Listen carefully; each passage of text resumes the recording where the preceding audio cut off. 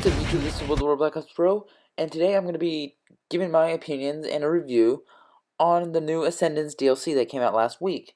I'm going to cover the multiplayer maps and also the zombies. Now unfortunately I do not have zombies footage for you in the background because for whatever reason, while I was recording this, my capture card got stuck on something and then I lost the whole file, and it's a pretty awesome gameplay too. I got to round 33 solo playing on the new map Infection, and it was just really good gameplay overall. Unfortunately, I'm not able to bring it to you guys, so I'm just going to talk about this DLC, and hopefully you guys enjoy the infected gameplay in the background. So, anyway, let's start with multiplayer, because the multiplayer is more straightforward. So, the first map I'm going to talk about today is Site 244, which takes place at the base of Mount Rushmore, and apparently it's some crashed alien ship or crashed Atlas ship. I'm not really sure what, but this map reminds me a lot of the map Core. Now Core was also a pretty flat map. There's a bunch of debris everywhere, rubble, things like that. I didn't find it very interesting. For whatever reason, I didn't really like this map. It was very small. It was small. It just felt like there was a bunch of rubble everywhere. There was really no flow to the map, I guess. I just didn't really like it that much, so yeah, I mean, at least I'll give it that it's more colorful than Core. I'll give it that, but other than that, it's just not that great of a map. And if you guys ever played on it, I'm sure you know what I mean. Yeah, it's just flat. It's not very interesting. The verticality is limited. It's just not that good of a map in general. Next map we have is Climate. Now, Climate, I like the idea, with the rivers and other stuff like that. I mean, it seems cool in theory, but again, it felt like another boring map. You just jump from platform to platform. Okay, there's water here. Oh no, now the water turns green and you die if you step in it. Oh no, I better avoid that. I thought I was gonna like this map more than I actually did, but I quickly learned that it's just pretty plain. Really, that's kind of how I felt. Like, a lot of these maps were in the DLC, they were just average or okay or maybe plain. Like, they weren't great. Chop Shop is essentially like the map Urban, except bigger. There's a lot of gray. There's not that much color. There's nothing really that special about the map. It's just kind of like a factory. Like, there's some outdoor areas, but there's a lot of tighter indoor areas. It's okay. I mean, it's not terrible, but it's just okay. But given that you're paying $15 for a DLC, I would not spend $15 on maps that are just okay. Now, and then we got Perplex. Now, Perplex, I'm not sure why it's called Perplex. It's not very perplexing at all. It's actually quite simple. The buildings don't move around too much. I don't think they move around at all. I haven't played the map enough. There's some pods, or essentially it's essentially an apartment building that's comprised of pods, and the pods are stacked on top of each other, and you get to like a fourth floor and stuff. So it adds an element of verticality, but other than that, it's pretty small, and the top area is pretty open. So it's kind of like a pyramid almost. I mean, you just jump in from rooftop to rooftop up there. But it's interesting idea. I just don't think it's the greatest map. It doesn't play that well. I mean, it's small, it's simple, it's nothing special. I wouldn't say that. So the multiplayer overall, it was kind of a disappointment. I didn't like the first DLC's multiplayer either that much, but at least it was, I guess, playable. I mean, these maps aren't that good. I definitely don't see myself playing on these very much. Now let's get into the zombies map, and that's probably why you guys are here, because most people buy the DLC for the zombies. So let's get into it. Now, I thought I was gonna like this map more than Outbreak, which was the first zombies map. Outbreak was small, confined, and in the Atlas Corporation headquarters, or I believe it was something like that. So I thought this map was gonna be interesting. I thought it was gonna play like a town from Black Ops 2, because it has Burger Town in there, and it looked like it was going to take place in a town. But unfortunately, this map had a lot of surprises that, aren't that good. I mean, there's a lot of things wrong with this map, and a lot of things that need to be done to improve it. But, this map. Wait, let's just start getting a minute. This map is pretty small. But and there's a few main areas. There's this Atlas Command place. There's a few above ground areas. There's Atlas Command, which is just it's just an open area. There's a few things here and there. There's there's this voltage area, which is basically just a gas station. I'm not sure why they'd be using gas in the year 2054, but okay. And then there's this Burger Town, and then there's the sewer system, but no one likes to find down the sewer system, so sewer system is just kind of a waste of space almost. Um, so there's a lot of problems with it. One of the big problems is that it's the sewer system, really, because you have to go through the sewer system to access different areas of the map. Like, you can't just directly go from one area to another. So, like, for example, Burger Town, the only access point to Burger Town is through the sewer system. There's no other way. Not only that, but sometimes during certain rounds, there's this gas that comes out, and essentially, if you stand in it too long, it'll give you an infection, which you have to go cure yourself. So that's wonderful.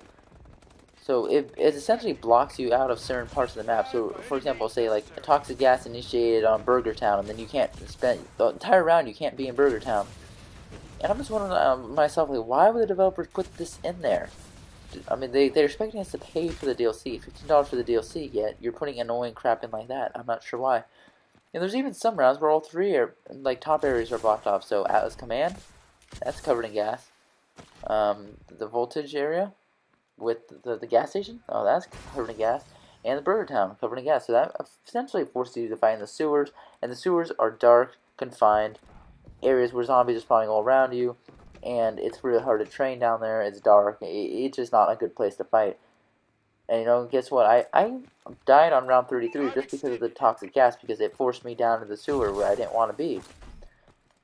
But also, on top of that, they also brought a lot of annoying stuff back that players and like the community as a whole did not like, such as the EMP zombies, which would make your exosuit, disable your exosuit for like a few seconds, which can be fatal if you get trapped in a corner and you can't jump out of there.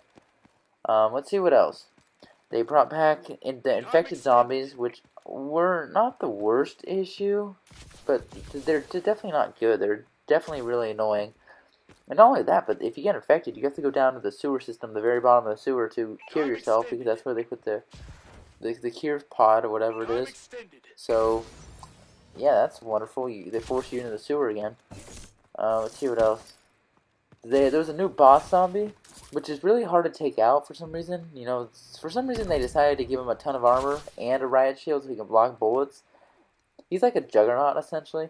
And not only that, he can disable your exosuit by EMPing you. He can shoot little EMPs at you from a mile away and disable your exosuit. So that gets really, really annoying. So not only do you have a guy who has a ton of health, a riot shield, but he also can disable your exosuit and make you, pretty vulnerable, and this makes your life miserable pretty much. So that's always fun. I'm not sure why the developers keep bringing in all this crap, because this map could have been good if it was simplified. If they took out, the boss zombie, if they took out the EMP zombies, if they, made the map more accessible and more flow, and like improve the flow, like for example, making it so you don't have to go through the clusterfuck of a sewer system that is there. Because let's be honest, guys, going through the sewer system mid-round is oftentimes fatal, especially when your guns are weak or during the higher rounds. It's not very fun, and unfortunately they put a lot of the necessary stuff in the sewer system, such as perks and the cure station and stuff. But not only that, they also added some more crap. I mean, but wait, there's more. We gotta wait for that, because Condry and Tofio got tricks up their sleeve, which they used to troll the fan base and stuff. They added this new side quest thing, like where you can rescue survivors from random locations. Now, I wouldn't have a problem with this if there was no negative repercussions for failing to rescue Survivor. For example, like if you rescue Survivor, you do get a free weapon upgrade. But if you don't rescue the Survivor within a certain amount of time and you get him killed, if he gets killed by the zombies, guess what happens?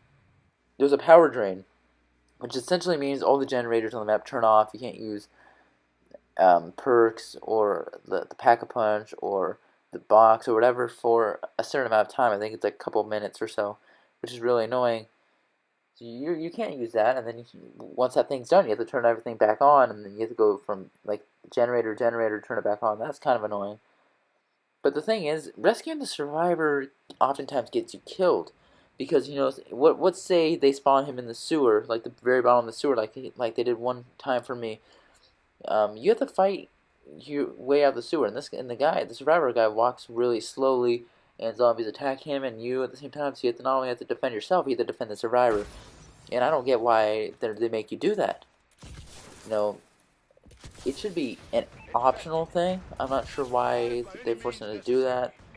That's just an extra thing they're forcing us to do, and I'm not really like that. So, and overall, like, the zombie map could have been good, but they just added way too many things in it to kind of limit your experience. Now, I've only played a few games on the zombies map. Um, you know, I did not really like it that much. I'm probably not going to be playing much more of it. It's pretty much the same as the Outbreak, except it's a different location, just more BS. I'll be honest, Outbreaks is a much better map than Infection. So, if you still don't have map pack 1 and you don't have map pack 2 and you're considering which one you're going to buy, I'll definitely buy the first map pack, because this one, or better yet, get someone a license transfer with you so you don't have to give Connery and Schofield any more money than you already given them. Because this map pack is just, I don't know, it's just not that good. I mean, I'm not sure why the developers put in stuff in mechanics and zombies that force you to play a different way. I don't like being forced out of my spot. Maybe I want to train at Burger Town. Maybe I don't want to be in the sewer system. The sewer system, which is a terrible idea as a whole. I'm not sure why Connery and Schofield actually thought that we like dark areas, dark confined spaces to fight hordes of zombies. I'm not really sure why they thought that. But they did, and, the result is you get the map Infection. Yeah, really, other than that, it gets kind of boring kind of fast, to be honest. Only because it's small, but because most of the mechanics and stuff were already in Outbreak, and I'm sure a lot of you guys played Outbreak a lot. So, there's no new perk or anything. I mean, there is a new wonder weapon, but it's okay. I mean, it's fun to microwave zombies sometimes, but that still doesn't save this map. This map, yeah, there's not enough going for it to really make it worth paying $15 or worth playing. And honestly, to be honest, I'm getting kind of tired of Advanced Warfare. I mean, it's only been out for 5 months, but I'm just not feeling it. I mean, it's kind of a struggle to play Advanced Warfare these days. And then this DLC is only like not even a week old, and I'm already bored of it. So, what does that tell you? So I would definitely not buy this DLC, guys. Definitely not. I mean, if you I've license transferred. I got a friend that license transferred with me the season pass, so I get all the DLC for free, and I'll definitely be reporting to you guys about the different DLC that comes out over the year. But if you guys really, really feel like playing the DLC, just get someone to license transfer with you. You don't have to pay $15. So if it turns out you play Infection, you don't like it, at least you didn't put any money into it, so you don't have a loss essentially, because you're essentially playing the DLC for free. But anyway, guys, I hope you enjoyed the commentary. If you did, don't forget to like and subscribe, and thanks for watching. This has been World of War, and see you guys later.